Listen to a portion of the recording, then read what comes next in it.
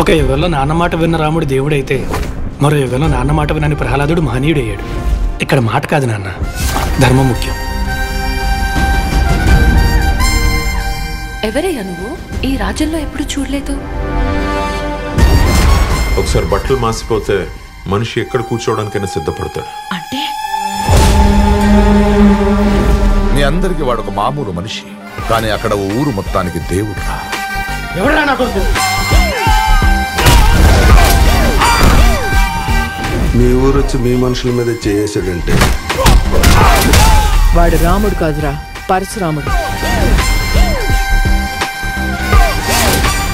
మీకు దండం పెడతాను, నిజం చెప్పండి సార్, ఎవరు సార్ ఆయన? అసలు ఎవడరా నువ్వు?